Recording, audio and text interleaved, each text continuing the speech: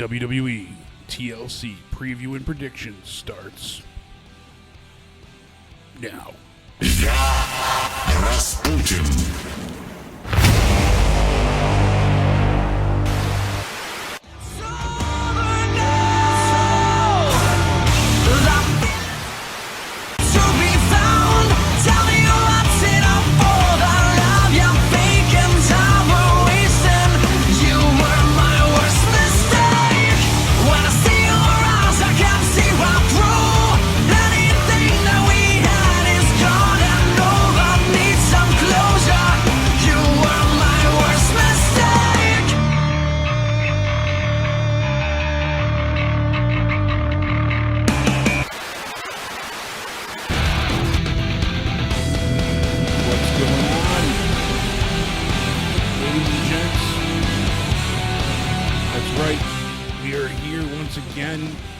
Bring you a spectacular holiday-filled edition of WWE TLC preview and predictions. We're especially excited for this one.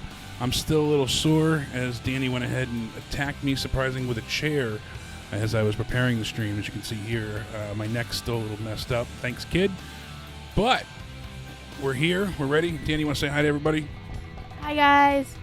We're ready to have fun and go ahead and give you our preview and predictions for the show. Not overly excited for this pay-per-view. I don't think anyone is, unfortunately, but there's a few things that could turn out to be interesting possibilities. I think it could be a sleeper hit for some of the matches. There's, not a great build, and unfortunately, that's not all to the detriment of WWE. The way they had, booked this pay-per-view, unfortunately, was seemingly because of a rush coming off of Survivor Series. They went from Crown Jewel, and, post that, they had to deal with Survivor Series pretty much right after, and the NXT flow of all of that and the ramifications of NXT winning, that led right into, TLC, so there wasn't, that's right, if there wasn't, a great deal of content, it was unfortunate, but I think there's a few stories here and a few matches that will go ahead and have fun. And at the end, we'll actually go ahead and try and take some calls. If you want to go ahead and call in, you can add me on Skype. That's right, it's countdown ended. We'll see how that's up and running. You can add me, and we will talk to you there.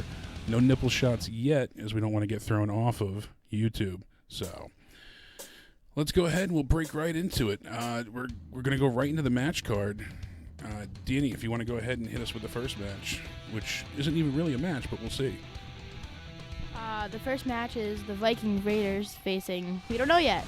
I personally think, but I personally love to see the Usos fight against them. Dad, what do you think? Before I actually give my prediction, that the Usos is a good choice because we haven't seen them in quite some time, and, that would certainly pop the crowd. It would be exciting, and I think it would be a really interesting addition to the pay-per-view overall. Give her, a little bit of that wow factor.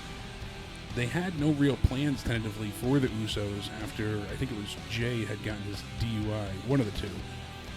And we'll see what happens, but I personally think that we're going to see the Street Profits go ahead and face off against the Viking Raiders. Likely, if that's the case, it'll be on the kickoff show. Since we saw the Street Profits go ahead and get their, sign of respect after losing to the Viking Raiders, I think we're going to get another match and just go ahead and try and hype people on the show. Post that. I'm not ignoring the Chalupa Brothers. We'll get into that when we try and take some calls after. We have the SmackDown Tag Team Champions. That's right, the New Day. They're going ahead and they're facing the Revival. They were supposed to face Dolph Ziggler and Bobby Roode, but Mr. Robert Roode got himself in some trouble. He failed the drug test wellness policy and is now suspended for 30 days. So unfortunately, we're not too sure what made him pop a negative on that test, or should I say positive, but they happened to write him off about 2 weeks ago with an injury angle. Luckily for them, that kind of coincides and works well, so people aren't having to worry where he is. The Revival stepped up, and now they're challenging for the SmackDown Tag Team titles. Because it's a quick addition, I'm not so sure that we're going to see anything as far as a title change. But Danny, who do you think is going to win this ladder match? I have a feeling that the New Day is going to win this match. Yeah, you've always been more of a fan of the New Day. I think they'll retain just because of the way that they went ahead and, had a late-minute addition into the match here. But I think this could be a natural highlight of the show. They're so competitive. They work so well together. And I guarantee we'll see, some really cool spots. One of my individual predictions for this is we're going to see Kofi on Big E's shoulders trying to help him climb the ladder. We'll see what, if he can grab the belts that way. But, I think that is a sleeper hit of the night for sure. Next up, Danny. We have Aleister Black facing Buddy Murphy. That's right. I've been waiting for this one for quite some time. They didn't deliver it the best way, but I really enjoy these two wrestlers, and Aleister Black has had his essentially open challenge for quite some time now. He tells people, knock on my door, I'm looking for a fight. Buddy Murphy answered that challenge, and I think these two are going to deliver. For me, this might be match of the night if they give them enough time. I expect Aleister Black to win here, but I don't think that the feud will be over anytime soon. Danny, who do you think is going to win and why? I personally favor Aleister Black over Buddy Murphy, so I agree with you. Yeah, I've always liked his, dark gothic aesthetic. His entrance is excellent. There's just a lot about him that I find very intriguing, and I've always enjoyed his moveset as well. So he's very nimble and agile and really impressive. So I think it could be a fun match, and I really truly pray to the wrestling gods that they give them, sub near the ballpark of 10 minutes here. Hopefully more, honestly. But then we're on to everyone's just absolute favorite rivalry at this point in time. That's right, we're talking about the Bulgarian Brute, Rusev, taking on Bobby Lashley with Lana in his corner. Lovers' quarrel is just coming undone. This has not been enjoyable whatsoever. Danny, who do you think is going to win and why? With everything that's happening between the divorce between Lana and Rusev, I feel like, and Lana going to Bobby Lashley, I feel like Rusev is going to get his moment to get revenge on Bobby Lashley, so I think that Rusev is going to win. Dad, what do you think? Yeah, I agree. I think Rusev will win here, but I couldn't give a damn with Lana's incessant screeching and yelling and all the nonsense that she's had recently. It's just been infuriating. No one wants to hear or see anything that she has to say. She's flubbed all of her lines. It's been anything but enjoyable. I couldn't give a damn about this feud, unfortunately. I'm going to stay with Rusev. I think that he'll win here. I know they said that these two, in terms of Lana and Rusev, are going to reconcile at some point. So the only thought I have, and I said it the other night on Joe's review, is that they'll go ahead and she'll see Rusev finally acting like the man that she wanted him to. He's free, he has no cares, and this will make her, change her mind and want to go back with him, and they'll find a way to reconnect. I don't give a damn personally, and it's a sad state of affairs because Rusev was white hot with the Rusev Day angle. Bobby Lashley, since coming back to WWE, has not had a fair shake at all with anything. It just, he hasn't delivered, and it's just been infuriating. And you can say that about a lot of wrestlers, unfortunately. There's just a great deal that haven't really been given their due. There's a lot of people on the main roster that just haven't had a chance to rise and shine. And instead we get moments like, "We'll never find someone like me again!" just what everybody wants to deal with over and over and over. So, like I said before, so far with all of this, it's pretty much... Sometimes maybe good, sometimes maybe shit. But we'll see what happens there. We're both going to pick Rusev, and we'll move on from there. Next up, we have everybody's other favorite angle. Instead of Raw, it's from SmackDown Live. We have Roman Reigns. That's right. He's taking on King Corbin. Danny, who do you think is going to win and why? I think that with everything that Baron Corbin has been doing to Roman Reigns lately, that this is, again, Roman Reigns' time to get revenge on Baron Corbin. And so I think that Roman Reigns is going to win. Dad, what do you think? Yeah, between the dog costume and altering his entrance music and then covering him in Alpo, I gave that actually my worst segment of the week last week on the countdown. Another episode will be out later today if you want to check out my top 5 favorite moments of the week. That'll be out in a few hours, actually. It's rendering now as I speak. But I think Roman Reigns is going to find a way to be victorious here. Unfortunately, he's at a huge disadvantage with the numbers. But you can't bet against Roman. It's like betting against the Harlem Globetrotters. You just can't do it. It's pretty much a given, I think, that he'll win here. And I think they're going to build him up to go ahead and face Bray for WrestleMania. I think that's the tentative plan. I've heard that repeated over and over. Makes sense from the SmackDown side of things. And that actually could be interesting because of what they're doing with Bray Wyatt. So many fans obviously were intrigued by The Fiend, but they really thoroughly enjoyed the Bray persona for the Firefly Funhouse. And getting into that match, actually, we have Bray Wyatt as the Firefly Bray, not The Fiend, taking on The Miz. There's been a lot of interesting aspects here and a lot of things that I'm personally really intrigued by. How is Bray going to come to the ring? He's not going to have the same let me in entrance, is he, when he's not The Fiend? Are they going to include the red light? I don't believe so, since he's not The Fiend. And I personally enjoy the dynamic that they have between him and The Miz. They have a lot of history, and we finally got some decent storylines between these two. I was a bit puzzled by why would Miz face Bray when he's been telling everyone, Daniel Bryan especially, don't do this, don't face The Fiend. You'll walk away changed. You'll walk away not the same person. There's issues, and he's not sane. And what happens? Bray addresses that directly. He comes right out and he says it. Don't focus on exposing what happened to Daniel Bryan.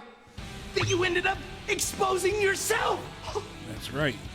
He said it clear as day there. You were so focused on, basically warning Daniel Bryan that you gave me the chance to enter your life. And since then, we've seen, the Miz have his family be stalked and his daughter, be playing with the Firefly Funhouse puppets. That actually made me chuckle, but we have a bit of a creepy home invasion angle going on here this past Friday night on SmackDown. There you see the Firefly Funhouse puppets inside the bedroom of Monroe Sky. So, lot to look forward to, I think, with this match, and especially because Bray will likely be less superhuman. I think we could get a really, really solid match between these two. And finally, last but not least, we got the Kabuki Warriors. They're the women's tag team champions at this point in time, and they're going to take on the team of Charlotte Flair and the Raw Women's Champion, Becky Lynch. I think that Becky Lynch and Charlotte Flair are going to win. Dad, what about you? Yeah, I am so back and forth on this one. I really genuinely am just baffled. I'm having a hard time fathoming a good outcome for this one, at least a positive, because if the Kabuki Warriors lose, then Becky and Charlotte are now the women's tag team champions. As you said before, Becky 2 belts was something you enjoyed when we saw her live at Money in the Bank, and it's a fun title for her to have. But unfortunately, I don't know if that's the best idea for them overall, because then the tag titles are either not getting defended, or the women's Raw Championship is not being defended and utilized. So one way or another, some belt is not getting used, and that's just a side effect of their clustered booking. Now, no matter what, you're burying someone in this match, and with it being a TLC match, there has to be an outcome. You're not going to be able to get a disqualification or a count out. I don't think they're leading towards Becky and Charlotte again, since rumored plans were Asuka facing Becky at the Royal Rumble. They wanted Becky to finally beat Asuka, since she couldn't do it last year at the Rumble.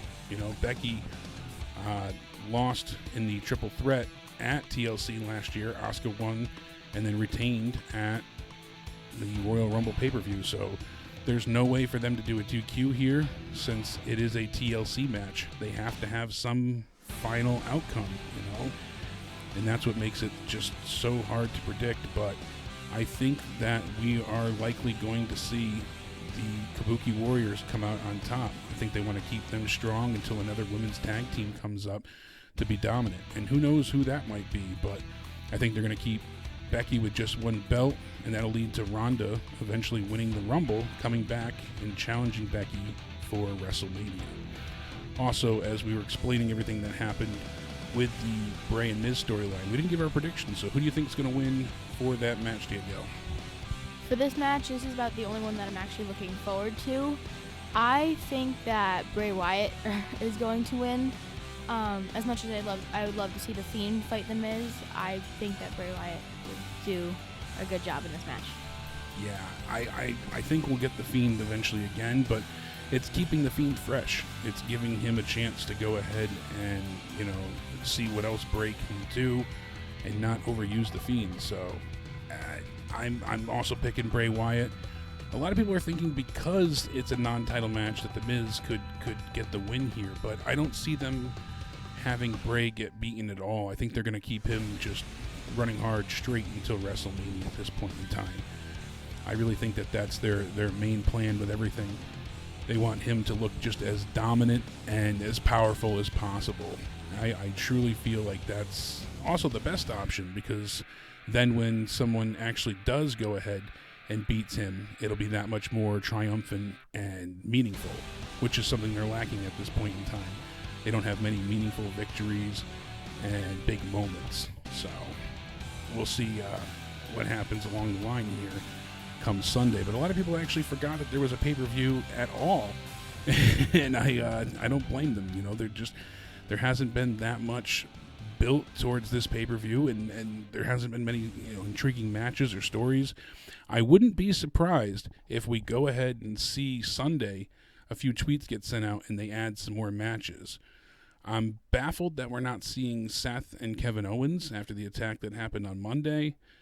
And I'm also surprised Nakamura is not defending his title. The IC belt hasn't been defended in forever. On top of that, we also haven't seen, any matches announced for the U.S. title. Will Rey Mysterio be defending? There's a few belts not there. Granted, we don't want a 5-hour pay-per-view, but I can't recall, the last time we've seen a good, solid story for Nakamura with the U.S. title, the Intercontinental Championship. He got that new shiny belt, and then we just haven't seen him do anything with it since, unfortunately. Just no build-up, and I lack, any justification as to why they do it that way. But they did say that they wanted Braun to face Nakamura at the pay-per-view, but Braun is currently dealing with some lingering naggy injuries. So I had heard Seth might be possibly injured as well, Liz, but that's not definitely confirmed. I mean, you never know. It certainly is possible, but even still, with him having an injured hand, finger, or whatever it may be, I honestly, don't think that they were going to have the match at this Sunday's pay-per-view. I think they were going to try and push it for the Rumble and allow that to build more with his heel turn. Ronda Rousey, I still believe is going to return at the Rumble. I enjoyed her so thoroughly, and I genuinely want to see her and Becky have a singles match. The triple threat was a bit clunky with how they were trying to navigate and work with each other. And maybe they can go ahead and rectify that awful pin job that we had to close out WrestleMania last year. So shout out to the guys in the chat. Hopefully you go ahead and like the stream down below. Make sure you subscribe as well.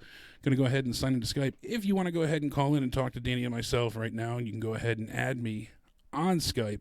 It's countdown ended, all one word. Go ahead and try and take some calls. We'll see if it works. There's been a lot of problems with Skype recently, so we're attempting to update our streaming environment. What's going on to everybody in the chat? Okay, Fabe, Paul, Mike's here, Liz, Daniel's here, Mike Hamilton as always. I know Latoya is in there as well. Melissa. We've got my good friend, the Chalupa Man himself, John. Supervillains there. I thank you guys all for chiming in and coming and hanging out I appreciate it.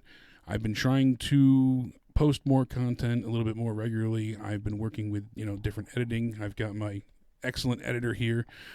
That's right. So we're working together and trying to bring more. I will have the second episode of the Countdown, my top 5 favorite moment from the weeks, going ahead and coming out to you guys in just a few hours. I know everyone seemed to enjoy it last week, so we'll see what happens and see what I truly enjoyed from this week's shows. Beersy as well, and Rose. Thank you guys for going ahead and chiming in. Again, if you do want to go ahead and call, you can add me on Skype. That's at Countdown Ended, and we'll go ahead and I'm trying to make more content, and it's great that I have Danny to help me with the predictions. And one of the things was I didn't want to just repeat what I had said on Joe's show, and I also don't want to hold back and not speak my mind clearly on there as well. So I'm trying to find different forms of content that I can provide that would be fun. So we're getting there, that's for sure. But in the meantime, we'll see what happens. Arush and Chu, love you too. Yeah, all in all, I really think that the Miz match is going to be the highlight of the night, followed by, more than likely, Aleister Black and Buddy Murphy. I think those two could really go ahead and tear the house down. There's a lot that intrigues me about what they're doing, and I just hope they give them more than enough time. The SmackDown Tag Team Championship match could be fun with some crazy high spots. The New Day are often known from that. Will Xavier be able to return? I'm not so sure if he's, able to wrestle yet. I haven't heard anything about him being cleared in any capacity. But it certainly is interesting to think that he might be able to come back, especially since the Revival has been helping Baron Corbin and Dolph Ziggler recently. So does that, come into play with this match? Do we see the Revival get outside help and interference causes the New Day to lose their titles?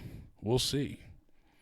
NXT review is something I'm considering as well, since we're not doing it on Joe's channel really anymore. He's just going straight AEW. So that is a possibility, something I've been considering. I don't think we're going to see Daniel Bryan yet during the match. That's me personally.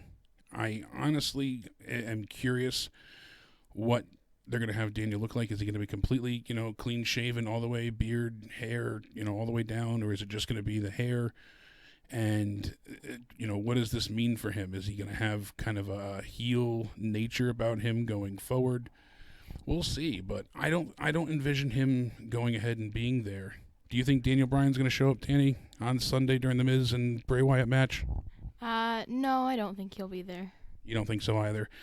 Yeah, I mean, it certainly could happen. It's not out of, the realm of possibility. But honestly, I believe that they're going to go ahead and hold off as long as possible, especially with all they're doing, to really make this match feel special in some regards. And by the way, I died laughing at the end of the Firefly Funhouse segment when Bray was talking about the Marine 5. That really... Marine 5 was fire! That just cracked me up. Yeah, I did actually see PCO win for ROH. I believe he's over 50 at this point. He's up there, but usually you see guys later in their career not willing to take crazy bumps and try and save their bodies, and he is the exact opposite. He has just been destroying himself for the fans, so you got to go ahead and give him absolute credit for that. SJ Sharks refs. I laugh every time. What if the only way to get the belt off the Fiend and still protect him is for him to lose while he is Bray Wyatt? That's a very interesting predicament, and it certainly protects the Fiend. And I'm not sure how the fans would react to that one, because he would lose, and it would be, he could have a clean loss. But then the Fiend can come back and challenge and possibly go ahead and take the belt back. That's interesting as well. Fortune for Shooters, thank you for joining. Marvelous. Yeah, I'm not sure why the notification didn't send out. I even tried to schedule the stream to see if it would go ahead and help. But guys, let me know in the chat, which match are you looking forward to the most, and who do you think is going to win the Rumble? Oh, that's a good question. I'm still saying that Ronda will win the women's. As far as the men's, Apparently that betting site had things out of order the other day, and they actually have Velveteen Dream booked to win the Money in the Bank, not the Rumble, but I can still see him debuting in the Rumble.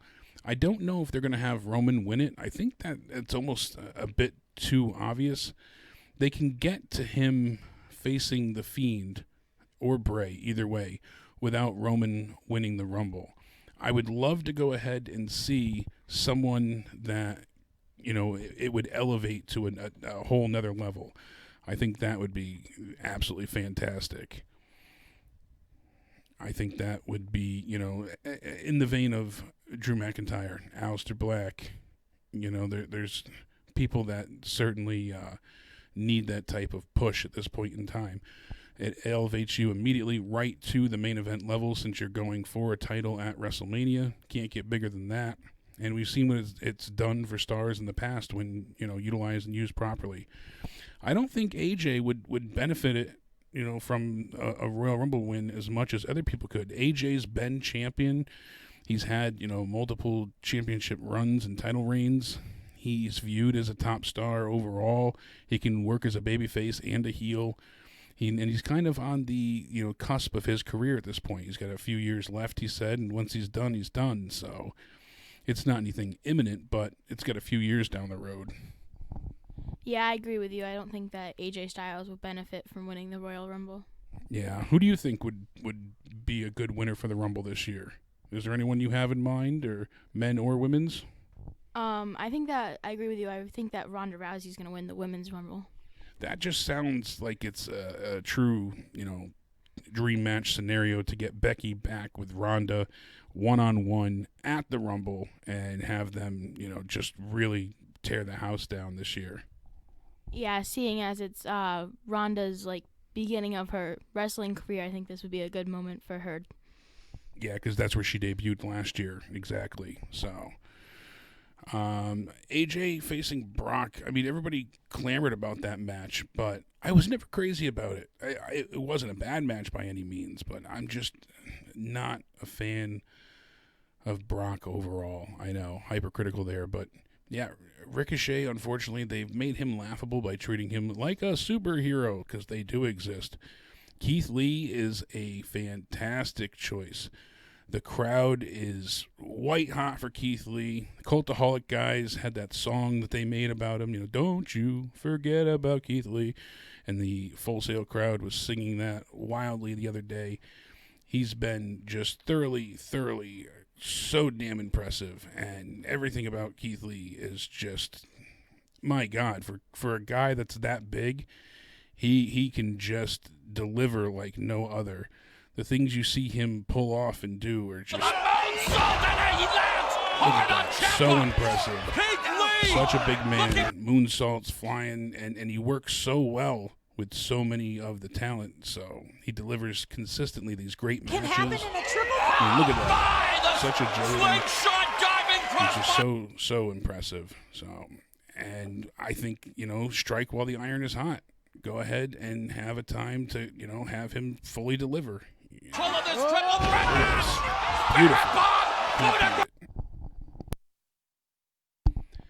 Tommy NC will win the Rumble. That's, I don't know. I want Fib. Yeah, McIntyre face Brock at Mania. Now that is money. To me, I would love to see that, because out of all the guys we've seen face Brock recently, think about it. Besides Cain Velasquez, everyone else has been pretty small in stature. The last big guy, they had Samoa Joe and Braun, and then they had a break for a while. We saw Finn Balor, Daniel Bryan, AJ Styles, and Rey Mysterio. It's been small guys, and, it's all been the same story of get in some quick offense, try and take him down at the knees, and then he hits you with some German suplexes and an F5, and it's over. That's pretty much. Oh my God! Look, they're so quick. They might have a chance to. Nope, that's it. It's done. Brock beat you. Yeah, Mike, I could definitely see Tommy NC coming out dressed as the Joker winning the Rumble. Yeah, I still want to roast him. I have so much unused content that needs to happen. But Keith needs new trunks. Yeah, I mean, we will certainly see some alteration to his gear on the main Rumble. I think that would work well. But, yeah, all in all, TLC should be exciting. I think that we're going to get some good matches, even though it's just been a terrible, terrible build. All in all, like I said, quick rundown here for the card. I think that we're going to have a good show, like a 6.5 level if everything works as we predicted. The only one that I'm complaining about and nitpicking is more than likely the main event. And I'm sure we'll get these incredible, moments from the women here. I know they really want to, make themselves shine. And Charlotte said the other day, and she was on the After the Bell podcast with Corey Graves. I agree with her entirely. She said the women's revolution, quote unquote, is slowing down.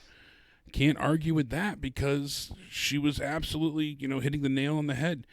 They need a interesting and proper story for fans to sink their teeth into to care. They need that type of content, that level of storytelling for people to want to tune in and get behind these women. Unfortunately, it's just, it's disappointing, really. Becky's been stale since Mania because she's had no one essentially to face. Charlotte and her are working together now, and they didn't build up Lacey Evans enough. So she feels dry and stale because she's almost, in a point, unbeatable. Now we get them going against the Kabuki Warriors, and instead of having it be just a one-on-one match with her and Asuka, which we might get at the Rumble, but we're going off of what we know for now, we either, devalue the women's tag team titles by having them get beat by, two women that aren't a tag team, or we have the women's, Raw Women's Championship get devalued by being beat by the tag team champions. So either way, it's lose-lose. And if we, more than likely see Becky 2 belts again, that means one of the belts is not being defended. I doubt they're going to